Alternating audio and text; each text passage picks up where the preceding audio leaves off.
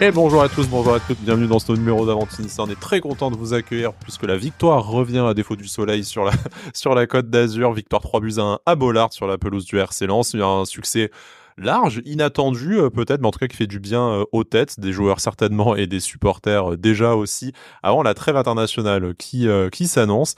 On a du coup le plaisir en ce dimanche matin de débriefer une victoire, à nouveau une fin de série, des choses positives à dire, mais pas que, parce que de la même manière qu'on n'a pas non plus nécessairement cédé au catastrophisme et au dégagisme après la dernière série de mauvais résultats, ce bon résultat n'efface pas tout et dans le contenu, il y a bien des choses à revoir qui seront travaillées par Francesco Farioli et ses hommes, on l'espère, dans la prochaine quinzaine jusqu'à Nantes. Mais avant de se projeter sur la suite, revenons sur hier soir, sur un bon samedi soir qu'on a passé, supporter niçois.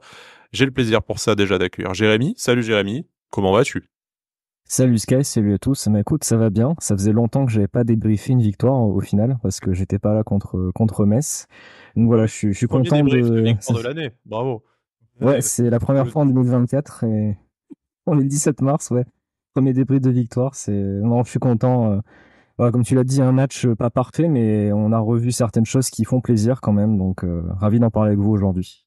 c'est le numéro un, le farioliste numéro un de notre communauté. Il revient dans l'émission et il est prêt à régler ses comptes. Non, je déconne. Mais bon, en s'étant troublé pour son champion, il va pouvoir venir fanfaronner un peu. C'est Flo. Salut Flo, comment vas-tu ?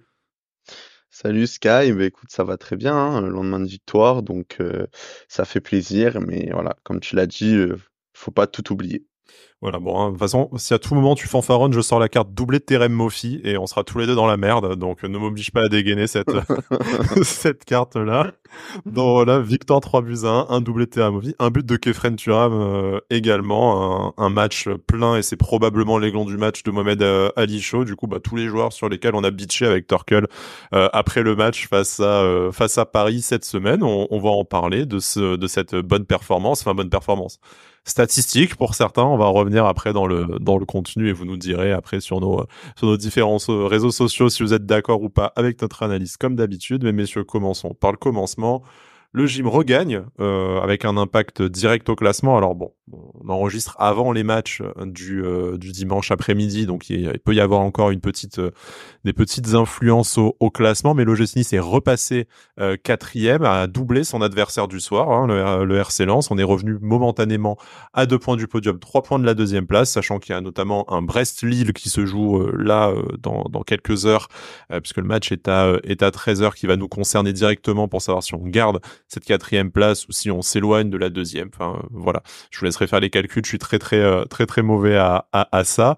Et puis, il y a également, voilà, un Monaco, puis Marseille qui sont directement concernés. Mais en tout cas, le GS Nice remet la marche avant, passera la trêve dans les places européennes. C'était au final ce qui était je vais pas dire attendu parce qu'on ne l'attendait plus, mais ce qui était rêvé, inverser la dynamique catastrophique au meilleur moment pour éviter de passer une trêve compliquée avec des questions douloureuses, notamment sur l'avenir de l'entraîneur à trancher. Vraisemblablement, on va s'acheter quelques semaines de tranquillité et ça fait du bien à tout le monde. Ouais, il y a pas mal de positifs quand même à retirer de cette soirée. Bon, moi, honnêtement, j'avais quand même pas mal perdu espoir hein, les dernières semaines. Je m'attendais pas forcément à ce qui est. Enfin, j'espérais toujours une réaction. Après, si on n'avait pas eu, j'aurais pas été non plus étonné. En tout cas, je suis content d'avoir vu hier soir au moins une équipe qui a retrouvé de la solidarité, de l'envie. Et comme par hasard, hein, dès que tu remets ces ingrédients-là, tu fais un meilleur match. Hein. C'est la base de tout, comme on l'a répété de multiples fois dans l'émission. Non, le résultat est très bon. Je m'attendais pas à ce qu'on gagne 3-1 à Bollaert. Le fait est que ce qui est bien, et comme tu l'as rappelé, il y a Brest et Lille, il y a aussi Rennes-Marseille.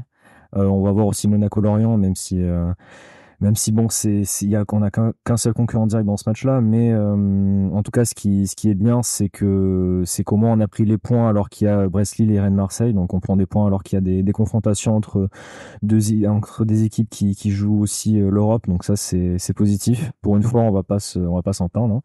Hein. Donc voilà, c'est une bonne chose, ça fait plaisir avant la trêve. Je pense que c'était le moment ou jamais de se relancer. Même si bon, moi je pensais pas encore une fois qu'on allait gagner ce match-là, mais voilà, c'est une bonne chose. Au moins, ça va permettre d'avoir 2 semaines un peu plus tranquilles pour retravailler pas mal de choses. On a un match contre Nantes dans 2 semaines. Nantes qui est en difficulté. J'espère qu'on va pas les relancer encore une fois. Dans les Mais chiottes ça serait bien directement. de confirmer. Surtout qu'après, on va avoir plein de matchs compliqués. On a notamment le déplacement à Marseille. On joue contre Paris aussi. On finit par le déplacement à Lille.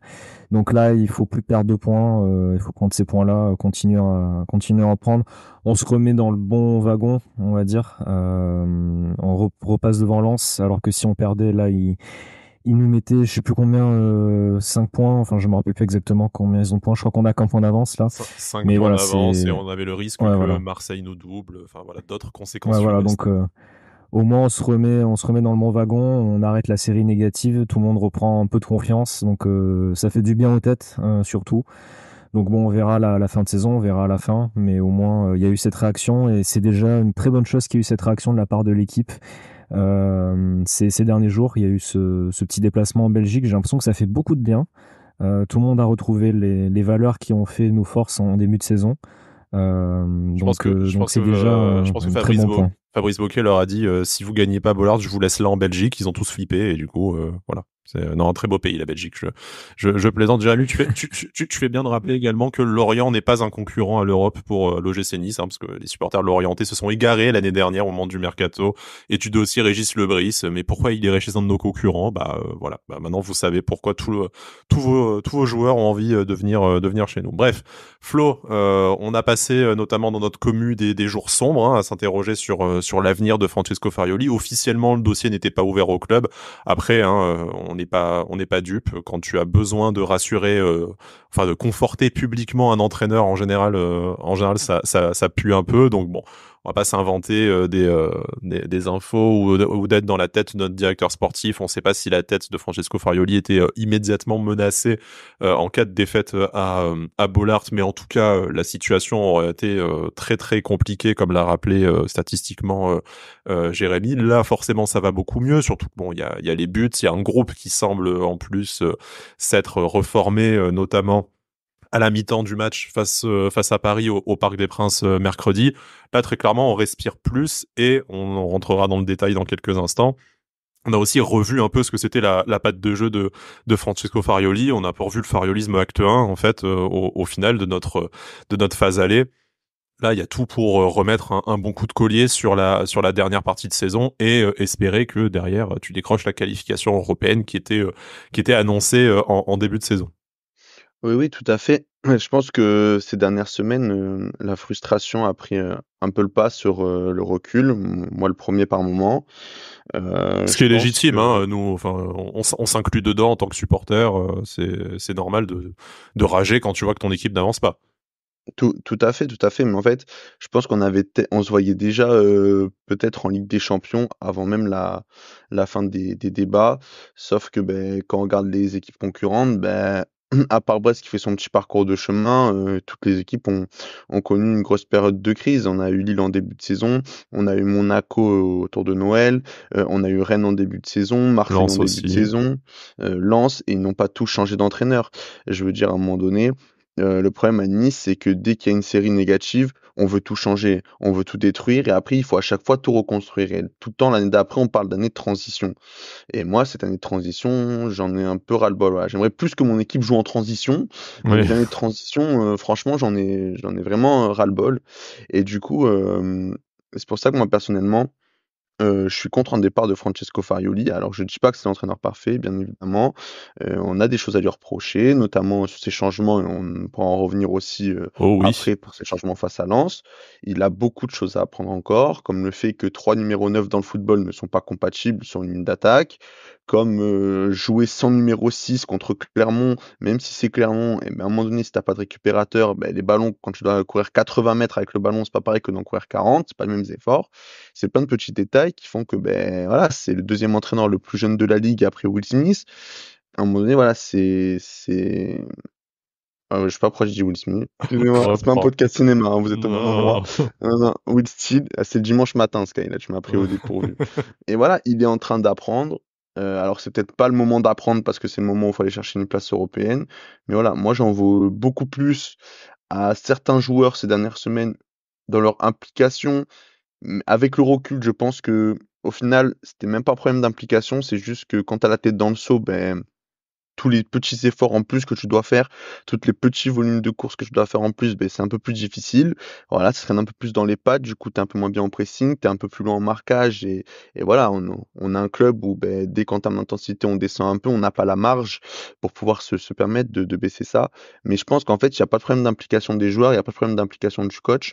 On a juste une période de creux. Voilà et c'est là où il doit savoir se réinventer et mettre en place son plan B. Hier, on a vu un jeu de Nice plus direct, moins conservateur. Alors, est-ce que c'était voulu? Est-ce que c'était obligé? Ça, c'est une autre question. Mais voilà, Nice a gagné. Nice reste dans le wagon européen. Voilà, je comprends que, ce soit tendu chez certains, moi le premier. Mais voilà, il faut garder la tête froide. Nice n'est pas décroché, ça va être dur. Ça va être dur parce que la dynamique, pour moi, elle est toujours contre nous. Parce que, voilà, on a gagné, mais ça reste une victoire sur les 7 derniers matchs. Donc voilà, on est loin d'être guéri. Mais il y a la trêve, on va pouvoir travailler sereinement, on va pouvoir, faire notre autocritique, comme dirait notre bon vieux capitaine et voilà, il y aura 8 finales à jouer.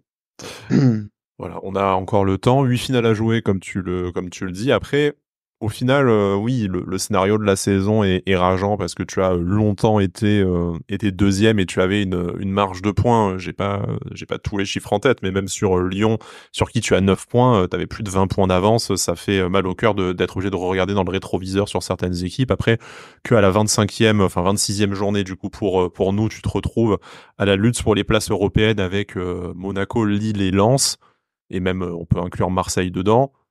Bon, au final, c'est bien le standing de l'OGC Nice aujourd'hui. Tu as l'anomalie brestoise, certes, peut-être qui te fait un peu, qui rend un peu l'analyse frustrante, mais d'un autre côté, voilà, la série est mauvaise, mais on est plus ou moins dans les clous également de la saison dernière où on avait passé un super début d'année civile.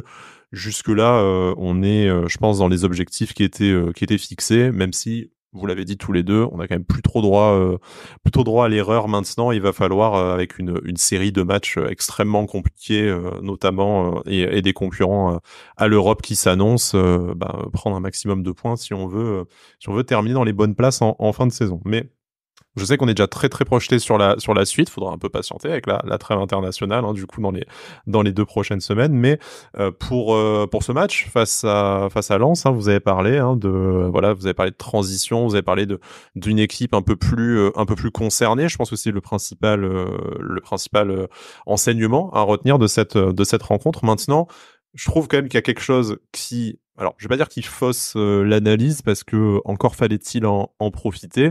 Mais en fait, surtout, l'OGC Nice a ouvert le score. Alors, bien aidé par Lens ou bien aidé par le match XXL de Mohamed Ali Chaud. Voilà, il y a sûrement un peu des deux et chacun retiendra ce qu'il préfère. Mais on a quand même gagné un match dans lequel on a ouvert le score. Donc au final, rien de très très nouveau sous l'absence de soleil du Nord. C'est l'OGC Nice quand on est devant et que on a la chance d'ouvrir le score.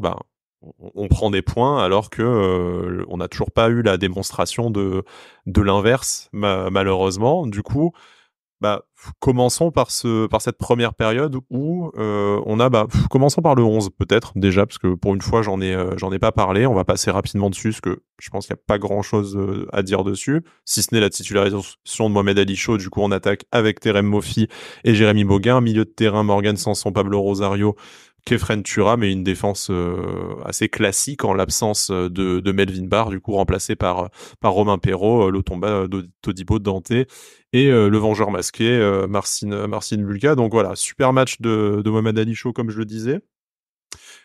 Dans les choix de Francesco Farioli sur ce 11, pour moi, ce qu'il y a à retenir peut-être, c'est au final la titularisation de Mohamed Ali Chaud et de Jérémy Boga. On s'est beaucoup posé la question au moment du recrutement du premier si on allait avoir les deux titularisés en même temps. On l'a entreaperçu, il me semble déjà il y a quelques semaines, mais là, comment est-ce que vous interprétez ça? Est-ce que c'est une juste rotation par rapport à notamment Evan Guessant et Gaëtan Laborde, buteur contre Paris, ou est-ce que pour vous c'est un vrai choix tactique de vous dire bah face à Lens on n'aura pas le ballon, on a une possibilité de les prendre en contre et de les prendre vraiment sur des situations bah, comme on a pu voir de nombreuses fois Mofi et Mohamed Ali Chaud se lancer dans le dos de la défense lensoise.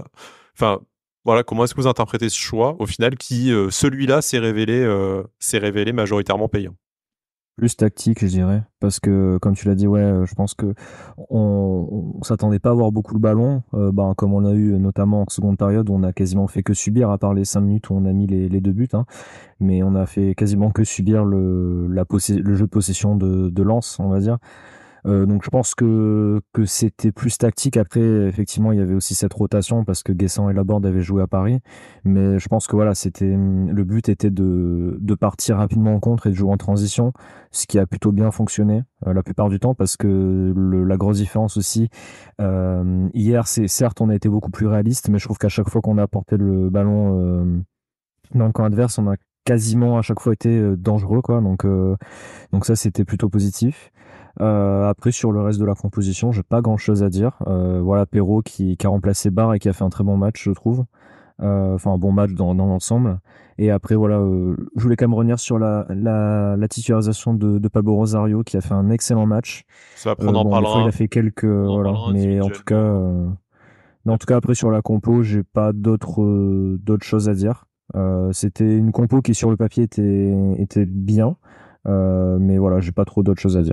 Flo, sur ce choix en attaque, tu le disais, on peut en dire quelques mots avant de parler en fin d'émission peut-être des changements de Francesco Farioli, mais pour les choix dans le 11 en tout cas, on était peut-être sur ce qui était de plus cohérent et de plus complémentaire devant. On l'a rarement vu au final cette saison, bon, parce qu'on a rarement eu deux ailiers à disposition déjà hein, entre l'absence de Mohamed Ali Chaud sur la première partie de saison, parce il n'était pas encore niçois, et puis la canne de Jérémy Boga qui l'a emmené jusqu'au titre. On a rarement eu l'occasion d'associer les deux, mais là voilà les deux associés, un Terem Moffi qui en plus peut prendre la profondeur. On était sur peut-être enfin. Est-ce que c'est enfin, tu penses, l'aboutissement de l'idée de Francesco Farioli, ou est-ce que bah il s'est un peu réinventé là-dessus également, mais il a enfin le matériel pour jouer différemment aussi. Moi, je pense que quand tu as 2 ailiers de cette qualité technique-là, tu es obligé de les aligner, d'entrée de match. Enfin là, il y a pas de débat là-dessus. Je pense même que c'est les 2 ailiers qui doivent commencer à chaque fois, genre quoi qu'il arrive. En tout cas, enfin moi personnellement, je compte plus Sofiane Diop dans cet effectif, mais Bon, tant qu'il y quand a il pas sera Sofiane apte, hein, Diop, on verra le pauvre. On hein. le lui souhaite pas, mais bon, là il est hors du débat effectivement. Non, mais voilà, parce qu'en fait, je parle de lui parce que ça te permet contre les blocs qui sont bas, d'apporter une autre variation avec un joueur qui a peut-être besoin de moins d'espace, qui est plus un ailier intérieur et qui peut t'amener, un peu plus de surnombre dans l'axe du jeu. En tout cas, là, avec l'effectif qu'il y a à disposition, les 2 ailiers contre ce genre d'équipe qui t'amènent le plus, ça va être évidemment Boga et Ali Chaud. Il avait testé contre Clermont. Il avait vu que ça n'avait pas marché. Moi, pour moi, la raison, c'est pas forcément que c'était ces 2 ailiers-là, c'était plus parce qu'il manquait un numéro 6 dans le cœur du jeu et que tu devais faire 80 mètres à chaque fois avec le ballon, à cause d'une récupération trop basse. Mais là, quand tu mets un vrai 6 qui est Pablo Rosario, qui fait un vrai match, que les ballons, par moment, parce que sur les 3 buts, au final, les ballons, on les récupère dans la moitié de terrain, hein. Mm. C'est clairement ça. Enfin, entre le penalty provoqué et les 2 buts, c'est que des ballons récupérés dans la moitié de terrain et dès que tu récupères le ballon, voilà, ça va à 10 000. Alors, voilà, hier, dans le profil du match, oui, c'était, le plus cohérent, c'était de mettre Mofi devant. Le choix était bon, les changements un peu moins. Et ensuite, voilà, je pense que par contre, en termes de complémentarité, vraiment, l'attaque 100 complémentaire, si tu mets Shaw et Boga, c'est Guessant. Pourquoi? Et on l'a vu hier, parce qu'au final, dans les bas, on a beaucoup souffert sur les relances de Boulka, notamment plein axe, où Mofi n'a gagné, je pense, aucun duel par rapport à son vis-à-vis. Notamment sur le but lensois d'ailleurs. Oui, et même pas que sur le but en soi, ça a été ça tout le match. Mmh. Ça a été ça vraiment tout le match. C'était des ballons qu'on essayait de renvoyer dans l'axe parce qu'on souffrait, on essayait de sauter la ligne. Et on n'avait aucun joueur devant pour se mettre en opposition, garder ce ballon et nous permettre de respirer. Et en plus, ce qui est intéressant quand tu as des profils comme Shaw, comme Boga et même au milieu de terrain comme Tom Louché, qui est un joueur qui se projette énormément, c'est que lorsque tu es en capacité de garder ce ballon dans la phase de jeu, tu as potentiellement deux trois joueurs qui plongent dans ton dos. Et avec cette profondeur-là et ces joueurs qui vont aussi vite, avoir un joueur qui a la nécessité, enfin qui sait En point de décrocher, fixation, du coup, un voilà, peu. tout à fait, venir en point de fixation, garder, conserver et pouvoir servir même de rampe de lancement, c'est essentiel. Et je pense que c'est enfin le nouvel équilibre à trouver pour Francesco Farioli. C'est aussi parce qu'on a reproché d'avoir qu'une animation sur les côtés. Ça va être aussi de travailler cette animation avec ce fameux neuf, parce qu'on l'a, qui s'appelle Evan Guessant, qui est peut-être moins bon à la finition que Mofim, mais 10 fois meilleur dans le jeu, capable de venir décrocher avec deux ailiers qui ont une qualité technique et une qualité de percussion qui, je pense, est dans le haut panier de la Ligue 1 et qui sont capables de venir prendre ce dos-là. Et pour moi, voilà, c'est la prochaine animation, ce qui permettrait aussi de passer plus dans l'axe. À suivre dans les prochaines semaines, mais pour rester sur la ligne d'attaque pour hier soir, forcément le grand gagnant, je pense, de la soirée, c'est Mohamed Ali Chaud, doublé à la passe décisive sur deux récupérations très hautes. Hein. Alors une dans les pieds de Medina, du coup après qui lui permet de lancer ce sprint et de servir un caviar à Terem Moffi qui n'a vraiment plus qu'à la pousser dans le but quasiment vide, mais bon il fallait le faire et ça compte, mais en tout cas belle récupération, belle course et servi dans le bon tempo de la part de Mohamed Ali Chaud. Et puis la deuxième, l'interception d'une passe d'un ancien niçois, hein, de Papy Mendy, merci l'agent double au passage, pour après servir Kefren Turam dans la profondeur, qui fait le geste qu'il faut tout simplement, hein, puisque on a un peu tremblé sur la frappe. Je vous avoue de me dire là par contre c'est pas le moment de la rater, ni pour toi ni pour l'équipe, mais bon voilà, c'est au fond et ça fait du bien, à tout le monde. Mohamed Ali Chaud, voilà, donc qui a montré, et c'est vrai qu'avec avec Turkel, on était après le match face à Paris, on était déçus de se dire c'est un joueur qui, quand il est arrivé, a montré beaucoup de choses, beaucoup d'étincelles, beaucoup d'envie, et ça s'est un peu éteint sur les dernières semaines. Là, il nous fait immédiatement mentir, et pour notre plus grand plaisir. Mais pour aller un peu plus loin dans l'analyse, est-ce qu'en fait il y aurait pas de Mohamed Ali Chaud, celui qui a peut-être du mal à rentrer en jeu en fin de match, et en plus de ça dans une équipe et dans un scénario où c'était un peu cauchemar ces dernières semaines, et le Mohamed Ali Chaud qui, quand il est installé dans le 11, peut tout de suite mettre une pression sur le bloc adverse, faire parler sa vitesse, sa vivacité, son envie tout simplement, et être un maillon essentiel de l'attaque niçoise, tout simplement le pendant à droite de Jérémy Boga. Je sais pas ce que vous en pensez, est-ce que c'est une question de temps de jeu, de titularisation, ou est-ce que par rapport au scénario du match hier, vu qu'il s'est quand même mis tout de suite dans les bonnes dispositions, après tout se passe plus facilement?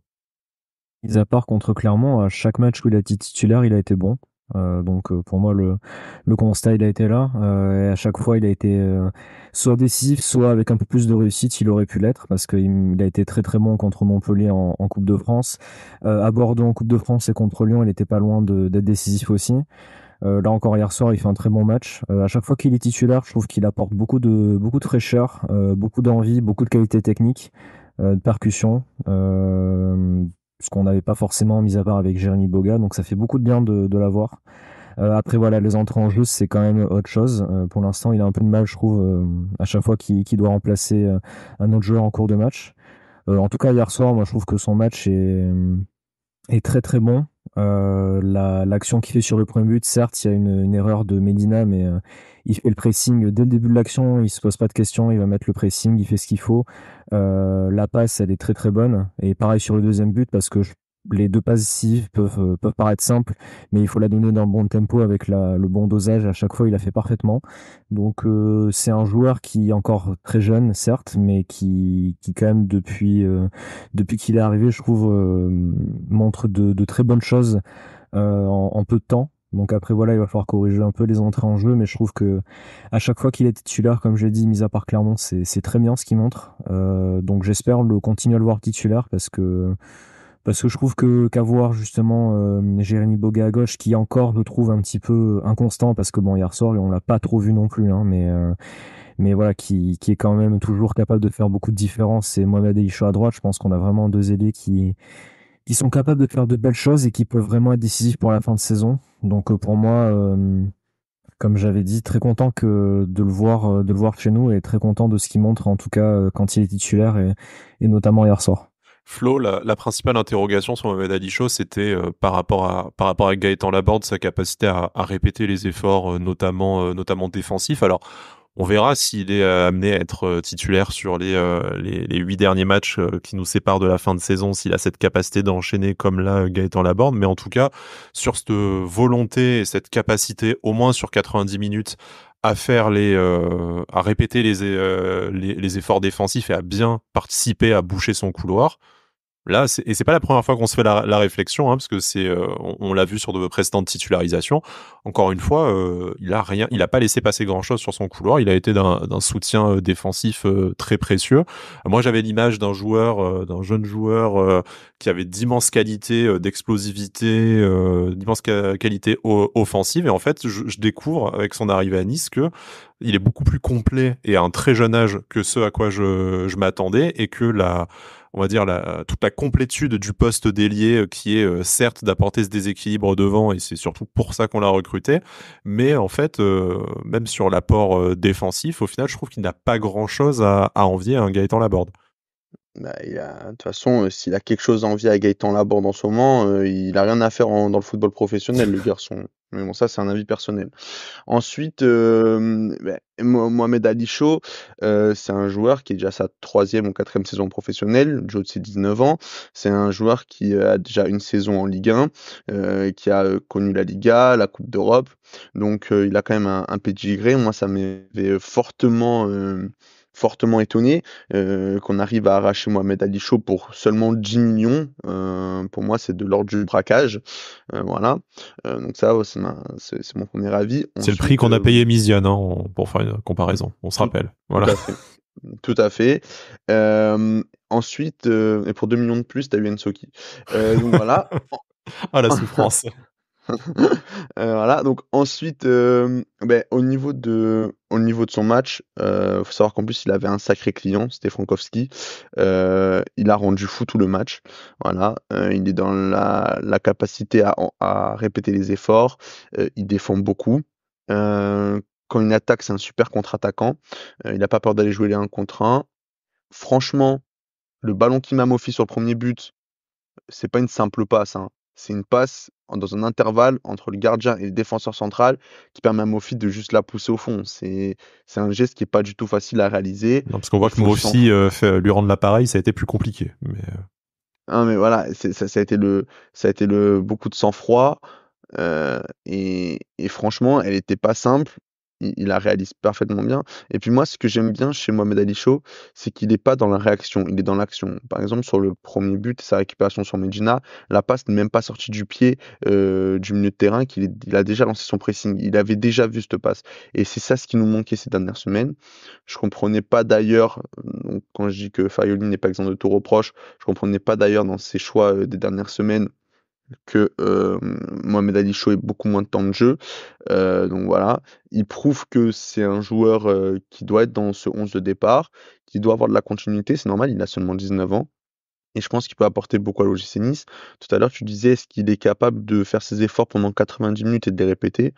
Moi, tu sais, s'il me fait juste 60 minutes et que ça me permet plus que de voir 30 minutes l'immonde Gaëtan Laborde et pas le voir 90 minutes, moi, ça me va parfaitement, hein. Y a pas de souci là-dessus, hein. Juste qu'il me fasse 60-70 minutes. Après, on a des mecs qui sont censés rentrer, quoi. Oui, le banc, on a le petit Aliou Baldé également, hein, on désespère un peu de voir. Il y a Evan Guessant qui peut jouer sur le côté. Enfin, voilà, comme tu dis, ça peut être aussi 60 minutes de très haut niveau. Après, on espère que les autres se mettront au niveau pour jouer la demi-heure qu'il reste. L'autre star de la soirée, c'est évidemment Terem Moffi, auteur d'un doublé. Je pense que le mec, en fait, c'est plus facile pour lui de mettre les buts par 2 ou par 3 que un seul, hein, très clairement. Faut que je regarde depuis qu'il arrive à Nice, mais je pense qu'il y a autant de doublés, de triplés que de buts tout seul. Mais bon, tant mieux. Trop ça. C'est ce qui permet de te remporter, de remporter le match hier soir. Alors, on l'a dit, hein, ce but se tapine un peu sur le service de Mohamed Ali Chaud dans un timing parfait, un penalty inscrit. Il fallait le mettre naturellement. Au-delà de ça, alors il y a deux écoles, hein. Moi, je le vois un peu sur, que ce soit sur X, sur nos boucles WhatsApp ou Telegram dans lesquelles on est toutes et tous. Il y a vraiment deux écoles sur Terem Mofi. Alors bon, avec Flo, on ne fait pas de mystère dans laquelle on est. On compte peut-être sur Jérémy pour contrebalancer un peu le débat quand même. Alors, il a mis 2 buts. C'est pour ça qu'on l'a, voilà, c'est pour ça qu'on l'a acheté. C'est ce qu'on lui demande, surtout quand c'est un penalty et un tap-in, hein. Vous me direz, bon, ça y est, je manque déjà d'objectivité, mais c'est pas grave. Par contre, en fait, dans le contenu de son match, Flo, tu disais tout à l'heure, en tant que point de fixation sur les dégagements de Marcin Bulka, ça a été zéro en fait tout le match, et jusque d'ailleurs à la perte de balle sur le but lensois, même si bon, faudrait vraiment être de mauvaise foi pour lui imputer la responsabilité du but, hein. Derrière, tu as quand même 7 ou 8 joueurs qui ne font pas leur taf. Mais bon, du coup, il y a voilà cette absence de point de fixation. Et puis je trouve qu'en fait dans les duels face à la défense lensoise, ça n'a pas non plus été spécialement performant. Et alors, heureusement que officiellement il y a hors-jeu sur le raté de Mohamed Ali Chaud, parce que je pense qu'en fait sur une seule même action il fait 2 mauvais choix, quoi. Enfin, il fait déjà le mauvais choix de pas tirer, et ensuite sa passe elle est dans un timing, une réalisation dégueulasse, quoi. Donc moi je suis très content qu'il marque des buts, parce que c'est à ça que sert un numéro 9. Maintenant, moi je trouve que ça ne change pas l'analyse que j'ai sur le joueur ou sur son match, qui pour moi est toujours aussi limité, et je m'interroge toujours sur en fait sa place dans le système de jeu de Farioli, et du coup un peu quel est réellement son avenir au club. Est-ce qu'on va construire une équipe autour de lui, et dans ce cas-là, il y a peut-être des choses à revoir, y compris tactiquement, ou est-ce qu'en fait on va lui dire merci pour ta 12aine de buts cette année, en espérant qu'il termine autour d'une 12aine, et par contre très clairement, tactiquement, on n'est pas sur la même longueur d'onde. Je sais pas ce que vous avez pensé. Flo, peut-être pour commencer. Ouais, moi, si je peux donner mon avis, c'est que si tu construis l'équipe autour de lui, tu montes une agence de sécurité, et on sécurise toutes les boîtes de nuit de la Côte d'Azur, vu qu'il joue toujours en Rangers. Voilà, c'est la première des choses. Ensuite, pour son match, hier, il est décisif, et donc ça fait plaisir. Par contre, moi, j'attends d'un joueur professionnel, qu'on paye 300 000 € par mois, et qu'on a acheté 30 millions de transferts historiques, l'un peut-être des plus gros du championnat de France, si on enlève Paris. Qu'un mec qui sache faire un contrôle, une passe, qui sache faire à la limite peut-être, quand on lui demande, je sais pas s'il faut une prime, mais un petit crochet, voilà, et qui puisse gagner des duels, passer devant le défenseur, chose qu'en fait il ne sait pas faire. Alors oui, il y a certains fanats de Terem Moffi qui vont me dire, oui, mais lorsqu'il prend la profondeur, il est injouable, faut jouer en profondeur. Non mais mec, à un moment donné, je veux bien que ton point fort ce soit la profondeur, il n'y a pas de problème, chaque joueur a un point fort, mais on te demande de savoir faire le minimum dans notre registre pour 30 millions d'euros. On lui demande de savoir faire le minimum. Et en fait, c'est même pas le prix, le montant de 30 millions d'euros. C'est pour un joueur de football professionnel. Tu es pro, tu es payé 300 000 € par mois pour ça. On te demande de faire un contrôle, une passe, chose que j'apprends à mes U13 quand je leur fais des répétés des gammes à chaque début d'entraînement, quoi. Je veux dire, contrôle passe. Tu l'as très bien dit, c'est un joueur top-in. C'est-à-dire que même quand il a de l'espace et qu'il prend cette profondeur, s'il faut juste éliminer un mec, tu sais que le ballon est perdu. C'est affolant. Tu peux en rien te reposer sur lui. Donc oui, il va te mettre des buts. Oui, c'est le meilleur finisseur de cette équipe. Ça, il n'y a pas de problème là-dessus. Mais entre le fait qu'il ne sait pas soulager son bloc équipe parce qu'il te garde aucun ballon devant, il t'en conserve aucun, que un choix sur deux est pourri, et qu'en plus de ça, dès que il est jamais placé là où il faut, en fait, il sent pas de jeu. C'est-à-dire qu'encore Gaëtan Laborde, balle au pied, c'est une catastrophe, mais il sent le jeu, il a le sens du jeu, c'est-à-dire qu'il sait où se placer, il sait où venir. Bon voilà, après C'est un joueur malheureusement, c'est un joueur plus collectif que Terem Moffi, Gaëtan Laborde. voilà, Après, mais il sent plus le jeu. Il est nul aussi, hein, mais il sent un peu plus son placement, il sait où peut plus venir se passer. Lui, il ne sent rien. Il ne sent rien du tout. Il joue constamment le nez bouché. Alors, c'était Guillaume Moirot hier qui était oui. commentateur, non? Oui, oui. Alors lui, il est aussi bon commentateur qu'attaquant, parce que le mec, comme il dit qu'il a gagné tous ses duels, moi j'ai vu, il en a gagné aucun. Bah, c'est après le penalty, je dis oui, c'est logique qu'il tire le penalty et qu'il marque. Le mec a gagné tous ses duels. Il n'a gagné aucun duel. Moi, je suis désolé, quand vous êtes défenseur central, avec Terem Moffi, vous passez un match tranquille. À chaque dégagement, vous avez juste à passer votre corps devant. Vous n'avez aucun vis-à-vis. Tant qu'il Vous passe pas le dans contrôlez tant tranquille. qu'il passe pas dans ton dos, t'es tranquille, parce que sinon Mais après, il est soit, bon courage quand même. mais c'est ça, il est soit la moitié du temps hors jeu, soit le mec, il a l'envergure d'un meuble Ikea, mais il s'en sert jamais. Genre, je comprends pas. Donc franchement, Guessant qui est 3 fois plus fin que lui, il garde 3 fois mieux le ballon, quoi. C'est un truc de malade. Donc voilà. Et pour revenir sur son match, vraiment sa prestation, bon ben le premier but, alors il fait la course qu'il faut, hein, on va pas cracher Oui. dessus. Le penalty, il le met, faut pas, voilà, il y a pas tout acheté non plus, voilà. Mais derrière, il fait 2 mauvais choix. Alors sur sa passe pour Alichon, on va dire il fait le moins bon choix, parce que ça reste un bon choix. Mais mec, t'es un numéro 9, ça prouve aussi qu'il n'est pas en confiance, parce qu'un numéro 9 dans cette position face au but, il claque, il cherche la passe à Alichon. Et en deuxième mi-temps, où il s'emmène le ballon, alors je sais pas s'il s'emmène avec le dos, le mollet, tellement qu'il est mal emmené le ballon, je sais pas comment il fait, et qu'il va essayer de passer 3 joueurs alors qu'il n'arrive même pas à en passer un, alors qu'il y a Mohamed Alichon seul à droite. Et on est encore à 1-0. Voilà, c'est ce détail que, en fait, c'est juste sur ce match, tu le reproches pas. Mais en fait, quand c'est à tous les matchs, alors ça devient lourd. Et en plus, ça, on va me dire, oui, mais t'es un Mofi, il a 9 buts. Ouais, mais il met 9 buts dans 4 ou 5 matchs différents dans l'année, quoi. Donc en fait, les 27 autres, faut trouver un autre buteur. Parce que comme tu dis, c'est que marqué par 2 ou par 3. Et je pense que depuis qu'il a Nice, Terem Moffi, ce serait hyper intéressant de savoir. Il doit être à 20-25 buts dans ces eaux-là. Mais il faudrait savoir dans quel nombre de matchs différents il a marqué. Je pense pas qu'on soit au-dessus de 10 matchs différents. Et ça aussi, c'est analysé comme stat, parce que marquer 25 buts dans 25 matchs différents, c'est pas pareil que de marquer 25 buts dans 10 matchs différents. Parce que ça veut dire que le reste des matchs dans la saison, il faut trouver un autre mec qui est capable de marquer. Et ça, il faut le prendre en compte. Jérémy, bon, on compte sur toi. On s'est un peu lâché sur Terem Moffi, mais bon après c'est voilà, c'est argumenté, c'est construit. Il y a pas de y a pas de problème. Mais bon après un nouveau doublé, parce que comme le dit Flo, ça arrive souvent par plusieurs les buts avec Terem Moffi. Malgré tout, la question se pose. Alors posons-la la plus ouverte possible, de se dire est-ce que en fait Terem Moffi c'est l'attaquant qu'il faut pour l'ambition qu'a l'OGC Nice dans les prochaines saisons. Et quand je dis ambition, c'est au-delà de la question des ambitions européennes, sachant qu'il a déjà su briller sur la scène européenne, notamment en Conference League. Mais est-ce que même dans le jeu, tactiquement, c'est un joueur qui est en fait assez complet et compatible avec les intentions de jeu qu'on a, ou est-ce que de la même manière que peut-être Gaëtan Laborde non plus ne correspond pas ne correspond pas au jeu que l'on souhaite développer, et Evan Guessant peut-être encore quelques années devant lui pour être on l'espère un jour l'attaquant titulaire de l'OGC Nice, est-ce qu'on n'a pas aussi à se poser la question de se dire aujourd'hui cette saison on est aussi limité par le talent / les profils de nos numéros 9. Bon, déjà dans un premier temps, je trouve quand même que bon, vous êtes un peu dur quand même avec Terem Moffi, même si bon, moi aussi sur les derniers matchs, comme je l'avais dit, je trouvais qu'il faisait pas de très très bons matchs. Il y a pas à revenir là-dessus. C'était pas très très bon techniquement, même dans le placement et surtout je trouve dans l'envie, les intentions, c'était pas trop ça. Moi, ce que j'ai quand même noté hier, c'est que hier, il a quand même beaucoup fait d'efforts dans le pressing, notamment dès le début de match.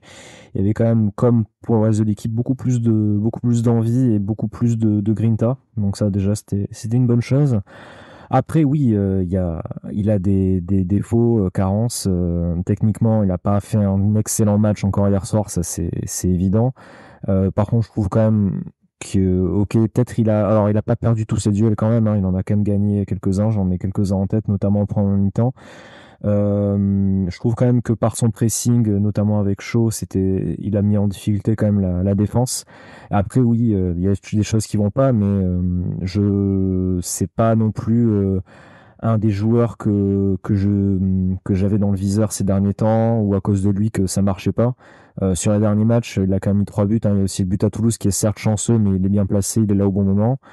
Et puis voilà, c'est quand même notre meilleur finisseur. Heureusement qu'on l'a, hein, parce que sinon, il a quand même je crois que là, du coup, avec ce doublé, ça fait 9 buts cette saison. Donc bon, voilà, sans ces 9 buts, je sais pas où on serait, hein. Il faut quand même pas oublier. Donc certes, il y a des carences, il y a des choses qui vont pas. Après, je suis quand même content de l'avoir.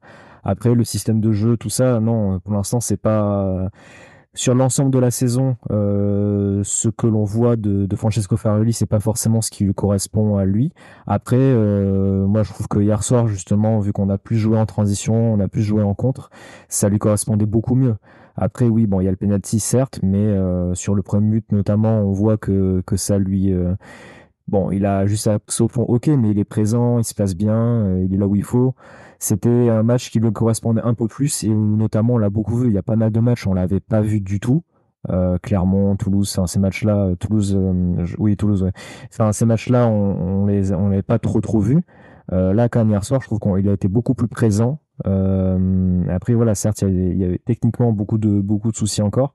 Mais comme je le note pour beaucoup d'autres joueurs, et au moins hier soir, il y a beaucoup plus de présence, beaucoup plus d'envie.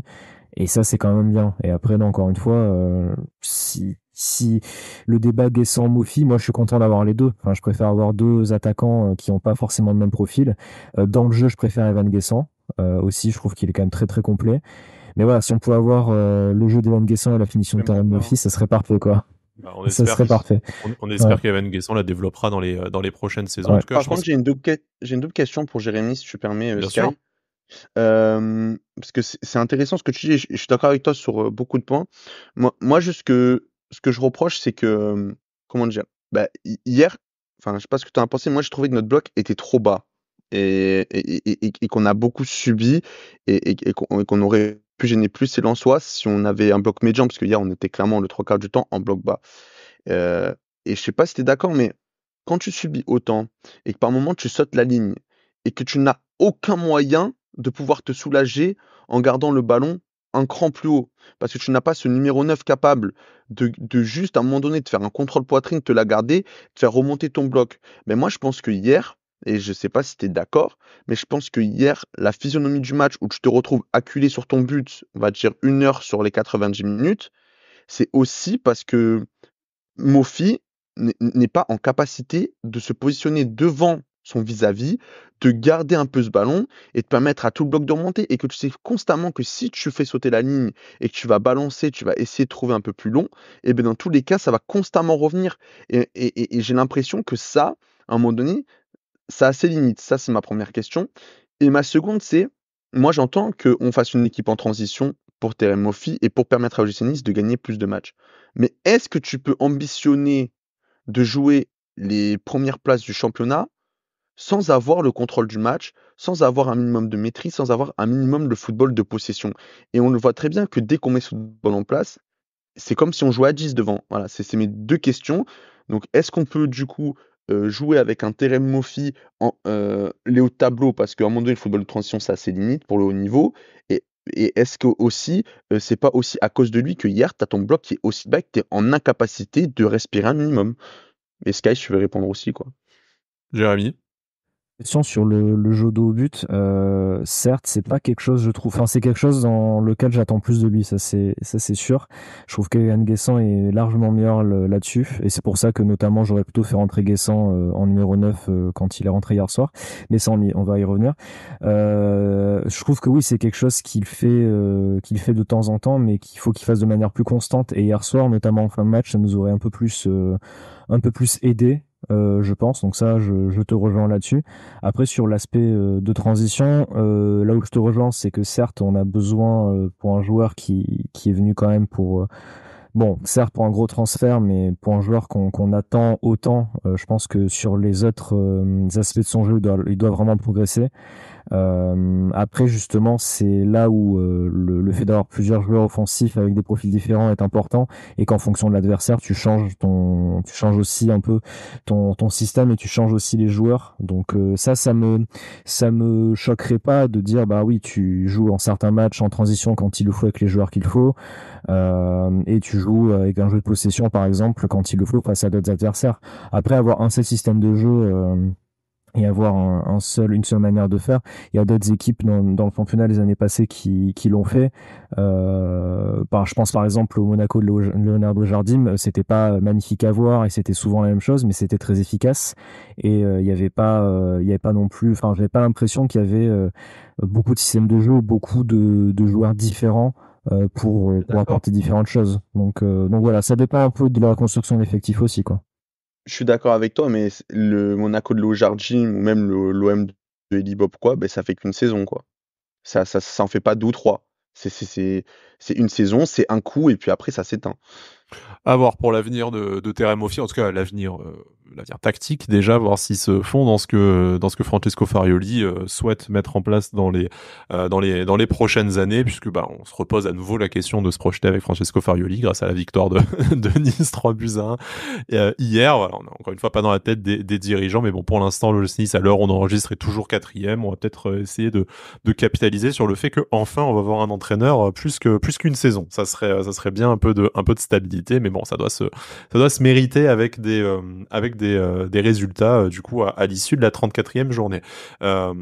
Pour terminer sur peut-être le dernier gros dossier qu'on va évoquer aujourd'hui, parce que malheureusement l'heure tourne, hein, nous on est toujours bien et on pourrait faire des émissions de 3 heures pour parler de l'OGC Nice, mais bon, il faut que ça puisse être écoutable aussi quand même. C'est Khéphren Thuram, l'autre buteur de la soirée. Alors du coup Khéphren qui on sent que ça lui a fait du bien à la tête. On l'a vu avec le sourire en interview d'après-match. On a vu le groupe très soudé autour de lui. Voilà, ils ont révélé après à la presse que c'était un sujet qui tournait beaucoup dans le vestiaire. Quand est-ce que voilà ce premier but allait être marqué, ça lui fait du bien. Il faut avouer quelque chose, c'est qu'il joue très bien le coup, parce qu'en fait il va au pressing. C'est lui aussi qui participe à provoquer cette passe dégueulasse qui est après interceptée par Mohamed Ali Chaud. Il se projette derrière, il propose une solution à Mohamed Ali Chaud et la finition y est. Donc c'est une action vraiment où il est impliqué au début et à la fin. C'est réussi, on est très content qu'il y ait ce but-là pour lui. Mais de la même manière, est-ce que pour vous, ce but de Khéphren Thuram, ça change également quelque chose à sa performance, et comment vous qualifieriez tout simplement sa performance au milieu de terrain? Si je peux commencer par rapidement donner mon avis, moi je trouve que son match n'a pas nécessairement été meilleur que ce qu'on peut voir ces dernières semaines. Il a été un peu plus impliqué comme tout le monde. Tout le monde a donné 10 ou 20% de plus dans la solidarité, dans l'implication, dans le dépassement de fonction. Et en fait, tout le monde a été récompensé de cette manière-là. Et Khéphren Thuram ne fait pas exception. Maintenant, je trouve qu'en réalité, son match est également davantage supportable parce que il est bien épaulé par un super match de Pablo Rosario en sentinelle, qui je pense l'exempte de beaucoup de tâches défensives et du coup lui permettent de se projeter un peu plus. Alors après, tout n'a pas été réussi, mais il a réussi l'action dans le match, celle qu'il a raté de très nombreuses fois ces dernières semaines malheureusement. Là il a réussi parce qu'il a été jusqu'au bout de son implication, et du coup ouais, juste pour ça, j'ai envie de dire bravo, mais par contre, ça ne remet pas en cause tout ce qu'on attend de plus de Khéphren, et ce qu'on attend de lui pour nous faire décrocher l'Europe dans ces dernières journées de la saison. Évidemment que j'attends beaucoup plus de lui. Après, je trouve que son match hier soir était quand même bien meilleur que les derniers. Bon, c'était pas compliqué non plus, hein, mais c'était quand même beaucoup mieux. Et comme tout le reste de l'équipe, je trouve quand même qu'il a fait preuve de beaucoup de mental. Là où je les ai quand même pas mal taclés ces dernières semaines sur le mental en cours de match notamment, je trouve que aller à Lens et sortir ce match-là dans la période compliquée de la part de toute l'équipe et de sa part à lui, c'est une performance. Voilà, il faut le dire. Son match est pas exceptionnel, il était pas mal, on va dire. Je trouve quand même qu'il a été beaucoup plus présent à la récupération avec Rosario notamment, même si bon, il a récupéré beaucoup moins de ballons que Rosario et que Rosario a fait un bien meilleur match. Je trouve qu'il a quand même fait quelques interventions décisives, notamment en fin de première mi-temps où il nous sauve deux trois fois le coup. Je l'ai trouvé, comme tu as dit, plus concerné. Son but, c'est enfin il marque. Il était placé là où il fallait, il s'est projeté, ce qu'on lui demande hein, depuis toutes ces semaines, il s'est projeté. Donc voilà, si je dois donner un avis sur son match, c'était bien mieux, c'est pas mal, et j'espère que justement ce but-là va lui permettre de peut-être le commencement de quelque chose, au moins peut-être une fin de saison qui sauve entre guillemets un peu sa saison. et on va le voir un peu plus en confiance, parce que j'ai l'impression que ouais, mentalement c'était compliqué pour lui quand même, depuis son retour de blessure. Donc là, j'espère que voilà, le fait qu'il ait fait un meilleur match et le fait qu'il ait pu marquer, surtout ça le mette un peu plus en confiance et que il arrive à faire une fin de saison, une très bonne fin de saison parce qu'on va en avoir besoin. Au niveau de Kefren Turam, hier, pour moi, il fait un bon match. Beaucoup plus impliqué, beaucoup plus costaud dans les duels. Après, oui, c'est pas encore le Kefren Turam qu'on attend. Euh, il est un peu plus dans l'action, un peu moins dans la réaction, un peu à l'image de toute l'équipe ces derniers temps. Voilà. Après, moi, je pense que c'était pas un manque d'implication. Je pense pas que c'était un manque de quoi que ce soit. Je pense juste qu'il a traversé, il traverse toujours hein, une période compliquée et que malheureusement, ça arrive dans la carrière d'un joueur et encore plus d'un jeune joueur. Voilà. Et je pense aussi que, et ça, c'est un message que j'aimerais passer pour ceux qui vont au stade, que c'est pas grave de siffler un joueur, que du moment que il n'y a pas d'insulte, il y a pas d'irrespect. Siffler un joueur et dire ben on n'est pas content par moment, ça peut être aussi bénéfique pour le joueur parce que je pense que Kefren c'est un joueur qui, quoi qu'on peut en dire, aime le club. Mm. Je pense que les sifflets contre Montpellier, même moi je l'ai sifflé alors que tu sais Sky comme je peux aimer Kefren, mais même moi je l'ai sifflé parce qu'à un moment donné, on peut pas lui parler individuellement, c'est notre seul moyen de dire voilà, on n'est Et pas content puis, de ce que tu fais en ce c'est pas moment. parce qu'on l'apprécie qu'il a un passe-droit particulier. Non, S'il oui fait une voilà, mauvaise et puis saison, il prend tarif comme les autres. Hein. tout à fait, et puis on n'est pas le coach, on peut pas aller dans le vestiaire, les prendre un par un et dire toi on est content, toi on n'est pas content. Non. Mm. Donc le seul moyen de s'exprimer à un moment donné, c'est les siffler. Bon voilà, et je sais, il y en a beaucoup qui sont offusqués parfois qu'on puisse siffler des joueurs. Mais à un moment donné, siffler un joueur, c'est notre seul moyen de nous dire écoute mon grand en ce moment, on n'est pas content de ce que tu proposes, ton rendement c'est pas toi.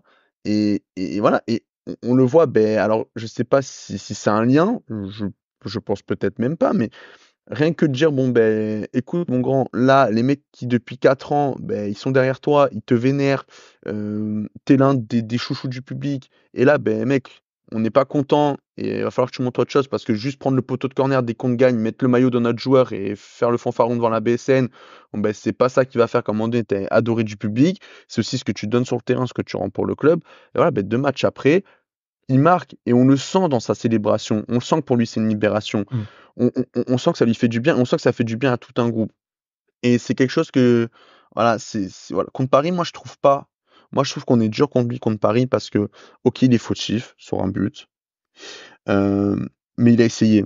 Il a essayé de se projeter un peu plus. Il a essayé d'emmener un peu plus. Il était encore très maladroit. Il fait pas un bon match, hein, je dis pas. Mais dans l'attitude, dans l'envie, il y avait l'envie de faire mieux. Voilà. Hier, voilà, il fait un match correct. De toute façon, c'est Moi, toujours une question d'attitude avec Kefren, parce qu'on lui demandera jamais de finir à 10 buts, 10 passes décisives. De toute façon, c'est ni son jeu, ni je pense ce qu'il est en mesure d'apporter à notre équipe et à son futur club. C'est juste dans l'attitude. Je pense qu'on s'est aussi beaucoup caché dans l'analyse derrière de oui, mais il est grand, il a l'air nonchalant. Bah, en fait, non, c'est pas ça. C'est qu'on a quand même envie d'essayer de le voir porter des ballons, essayer de proposer des solutions à ses coéquipiers et pas de se cacher tout le match, ce qu'il a fait de nombreuses fois. Après, quand t'essayes, des fois ça marche, des fois ça marche pas, et on comprend tous, surtout quand t'es à l'OGC Nice, que tout à fait. tu peux avoir des matchs ratés. Mais hier, tu vois, son match, moi j'ai envie de dire, son but, je suis content pour lui, et parce qu'il il nous permet de gagner.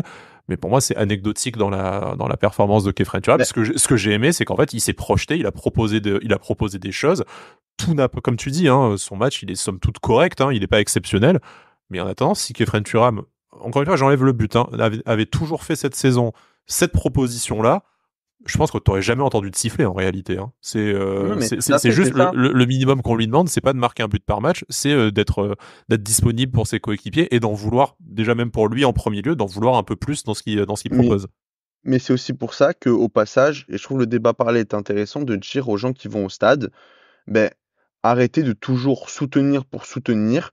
C'est-à-dire que oui, soutenir le club, soutenir l'équipe, oui, dans sa globalité, oui. Mais quand un joueur, vous n'êtes pas content de son, alors pas son apport au jeu, parce qu'à un moment donné, on n'est pas coach, c'est pas à nous de décider son apport ou quoi, mais en tout cas dans l'attitude, ben, n'hésitez pas à le siffler parce que ce n'est pas une insulte, ce n'est pas quelque chose d'irrespectueux, c'est juste qu'à un moment donné, c'est notre seule manière à nous, en tant que supporters depuis la tribune, de dire: «Ben, mon grand, là, actuellement, on est déçu de toi». Voilà et je pense que parfois ça peut être bénéfique et je pense que les sifflets qu'il y a eu, face à Montpellier, bon, ben, voilà, je pense que, alors je suis pas dans la tête de Kefren, mais je pense que ça l'a touché parce que moi je suis intimement, convaincu que c'est quelqu'un qui aime le club et je Il pense le qu'elle dit. a fait plus de bien que de mal. Il le dit d'ailleurs parce qu'il a été interrogé lourdement par Canal là-dessus. Hein. On sentait bien que le mec de Canal essayait de lui faire dire tu peux pas traiter un peu tes supporters de salopes parce que quand même ils t'ont sifflé. Hein. Enfin, il a relancé 4-5 fois la question et Kefren a très bien répondu en disant que voilà ça lui plaisait pas, qu'il préférait quand les supporters l'encourageaient, mais que il le faisait chaque semaine et qu'il le faisait encore même en déplacement et qu'il en était très content. Donc voilà, en plus top réaction de Kefren, mais bon, on sait qu'a priori il a été correctement élevé. Il Et a on aura jamais besoin eu de lui dans la dernière ligne droite. voilà, et on sait juste que ce qu'on attend de lui dans la dernière ligne droite, comme tu le dis Flo, c'est un peu plus ce qu'on a vu face à Lens que ce qu'on a vu sur les semaines précédentes.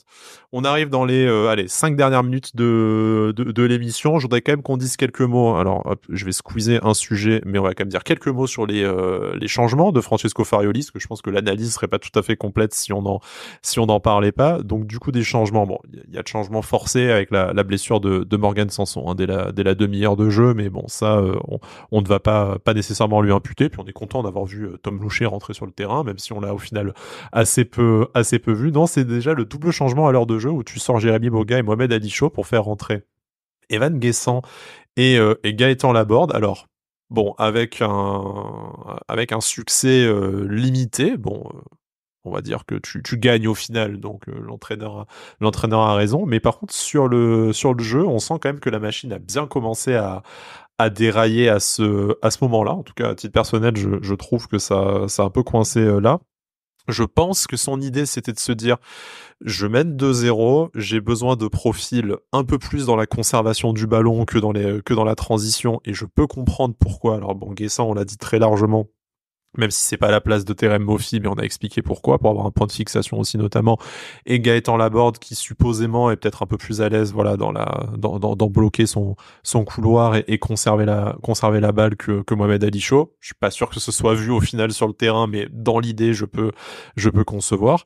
Par contre, ça veut dire aligner tes 3 numéros 9 en même temps alors que tu mets 2-0. On n'est pas nécessairement fan de dire que tu dois bétonner. Les solutions sur le banc, elles étaient peut-être pas non plus super évidentes défensivement. Il y a peut-être guère que l'entrée du petit Mendy à la 82e. Après, tu tapais vraiment dans des très très jeunes joueurs, hein, que ce soit Doumbouya ou Daouda Traoré.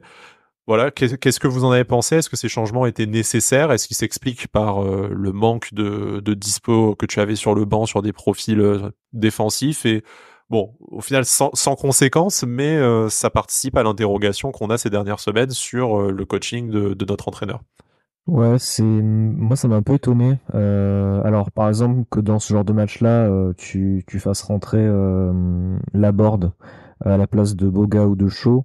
Bon, je peux le comprendre parce que tu dis bon maintenant on essaie de garder le résultat. Tu sais que Laborde au moins sur les replis défensifs, tout ça, il va beaucoup t'apporter. Donc ça m'a pas choqué on va dire. Ce qui m'a choqué c'est vraiment de sortir tes deux ailiers pour faire entrer deux numéros 9 comme ça. Je trouve que ça aurait été bien de faire entrer Laborde à la place de Boga ou de Shaw, mais pas de faire forcément les deux changements en même temps, parce que je pense que ça aurait été intéressant de garder soit Mamadi Shaw, soit Jérémy Boga sur la fin de match, parce on aurait pu avoir plus d'espace justement si avec ces deux profils-là. On les a pas eu, donc c'est ce qui m'a un peu interrogé. Et justement, on a quand même eu beaucoup plus de mal après à ressortir le ballon et à le garder, surtout parce qu'en fin de match, on a quand même énormément subi. Parce que justement, c'était un peu devant au niveau des placements, c'était un peu compliqué. Justement, j'aurais plutôt fait, voilà, comme j'ai dit, garder au moins un de nos deux ailiers, ok, faire entrer Laborde sur un côté et peut-être après faire sortir Mofi pour faire entrer Guessant comme point de fixation dans l'axe. Justement, ça aurait été. Je pense qu'on aurait peut-être même pu marquer un quatrième but si on avait plus profité des espaces en fin de match. Ça n'a pas été trop le cas. Donc voilà, un peu circonspect et perplexe sur les changements, bon, comme souvent ces dernières semaines. Après, bon, sur les autres changements, pas grand-chose à dire. Oui, l'entrée de Louchet parce il fallait remplacer Morgan Sanson. D'ailleurs, j'espère que c'est pas trop grave parce que au milieu de terrain, sinon, ça va être compliqué dans les prochaines semaines si on n'a pas de retour. Entre les suspensions et les Ouais, blessures, ça peut piquer face à Nantes, voilà. effectivement. Normalement, enfin, j'espère que Youssouf va revenir. Il est pas loin de revenir apparemment. On verra pour Boudaoui et Sanson.